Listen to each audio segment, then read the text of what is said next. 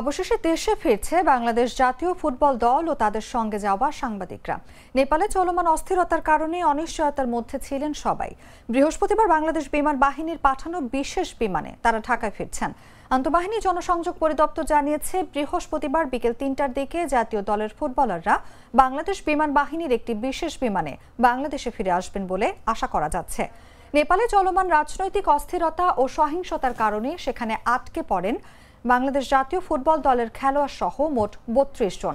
পাশাপাশি প্রশিক্ষণে যাওয়া ডিএসসিএসসির সেনা ও নৌ ও বিমান বাহিনীর ৫০ জন কর্মকর্তা এবং ১০ থেকে ১২ জন ক্রীড়া সাংবাদিকও ফিরতে পারেননি। বৃহস্পতিবার বাংলাদেশ বিমান বাহিনীর বিশেষ ফ্লাইট ফুটবলারদের দেশে ফিরবেন। বাফুফে থেকে জানানো হয়েছে, এই বিশেষ ফ্লাইটের ব্যবস্থা করার কথা।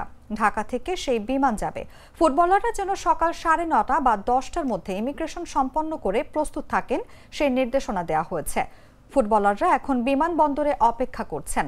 তবে বিশেষ বিমান কখন কাঠমান্ডু পৌঁছাবে তা কেউ নিশ্চিত করে বলতে পারছেন না।